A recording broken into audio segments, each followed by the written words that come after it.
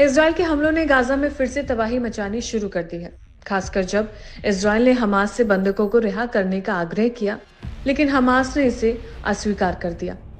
इसके बाद Israeli air force ने हमास के नेताओं और उनके कैबिनेट के कई सदस्यों को खत्म कर दिया। इसके बाद हमास ने अपनी युद्ध नीति बदल दी है और अब वो लड़ाई के तरीके में बदलाव करके संघर्ष कर रहे हैं। हाल ही में इजरायली हमले में हमास के राजनीतिक नेता सलाह अल बर्दाविल और उनकी पत्नी की मौत हो गई है। वो दोनों एक हवाई हमले में मारे गए हैं।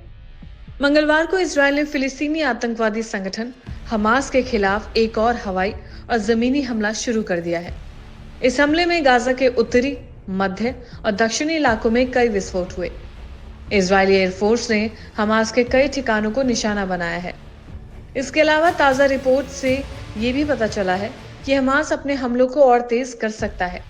हमास ने बर्दाविल की मौत के बाद इजरायली हमले की कड़ी निंदा की है और कहा कि वो उनकी पत्नी खान यूनिस में अपने शरण स्थल में नमाज पढ़ रहे थे, तभी इजरायल ने उन पर मिसाइल से हमला किया। इजरायल ने युद्ध विराम का उल्लंघन किया है जब हमास ने बंधकों को रिहा करने से मना कर दिया। रिपोर्ट के मुताबिक इजरायली नेता ये दावा कर रहे हैं कि केवल बल प्रयोग से ही परिणाम मिल सकते हैं। इस समय ऐसा प्रतीत होता है जैसे इजरायल का ध्यान केवल हमास के लड़ाकों से लड़ने पर नहीं, बल्कि उनके नेताओं को खत्म करने पर ज्यादा है। इजरायल ने पहले गाजा में हमास के प्रमुख इस्साम अल दालिस को निशाना बनाकर हमला किया, जिसमें वो मारे गए। इसके अलावा इजरायल ने हमास के दूसरे नेताओं को भी मार गिराया, लेकिन इसके बावजूद हमास के लड़ाके संघर्ष में लगे हुए हैं। हालांकि हमास ने अपनी युद्ध नीति बदल दी है और अब वो गुरिल्ला युद्ध के तरीकों को अपना रहा है। गुरिल्ला युद्ध के जरिए हमास को अपनी सेना और संगठन को बचाने में मदद मिल रही है। गाजा में हमास के प्रमुख नेता याह्या सिनवार के मारे जाने के बाद हमास ने नेतृत्व परिषद का मॉडल अपनाया है, ताकि किसी एक और नेता पर निर्भरता ना हो और एक नेता पर से निर्भरता खत्म हो जाए। ये फैसला इसलिए लिया गया ताकि हमास के नेताओं को इजरायली हमलों से बचाया जा सके। पहले हमास के प्रमुख नेता अल दालिस गाजा में नागरिक प्रशासन का प्रबंधन करते थे। उन्होंने ये डिसाइड किया था कि किसी सार्वजनिक कर्मचारियों को समय पर वेतन मिले और सभी संस्थानों के बीच तालमेल हमेशा बना रहे। इस बदलाव का एक और प्रभाव ये भी पड़ा कि हमास ने इजरायल के खिलाफ छोटे मोटे हमले जारी रखे। इस हफ्ते भी तेल अवीव और अश्कलोन पर रॉकेट दागे गए। हालांकि इजरायल ने सभी रॉकेट्स को नष्ट कर दिया। एक्सपर्ट्स का मानना है कि हमास अपने पास बचे हुए लंबी दूरी के रॉकेट्स को फिर से इकट्ठा कर रहा है और सीमित आपूर्ति के बावजूद उन्हें सही तरीके से इस्तेमाल करने की कोशिश कर रहा है। 23 मार्च को इजरायल ने गाजा के एक हॉस्पिटल पर एयर स्ट्राइक की थी, जिसमें हमास के एक राजनीतिक नेता और 5 लोग मारे गए। इजरायली सेना का कहना था कि यह हमला पुख्ता खुफिया जानकारी के आधार पर किया गया था और इसमें सटीक हथियारों का इस्तेमाल किया गया था ताकि मौके पर कम से कम नुकसान हो।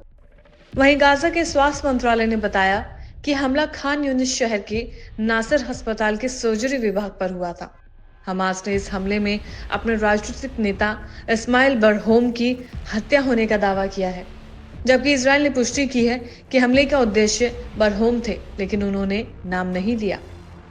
इजरायल का यह आरोप है कि हमास हॉस्पिटल्स, स्कूल और शरण स्थलों का उपयोग करके ठिकानों के रूप में करता है, जबकि हमास ने इस आरोप को नकारा है।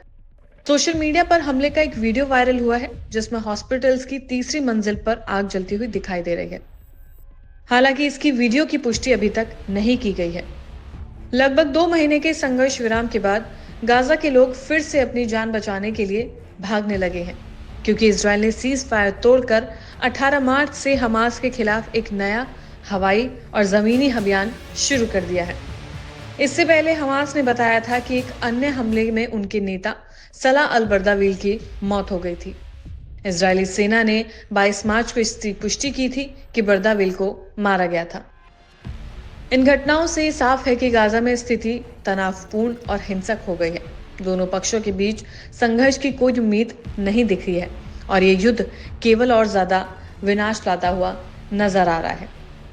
इजरायल के हमलों ने गाजा में फिर से तबाही मचानी शुरू कर दी है। गाजा में जो हाल है, गाजा में जो स्थिति है, वो देखी जा सकती है। हर तरफ सिर्फ तबाही और तबाही है।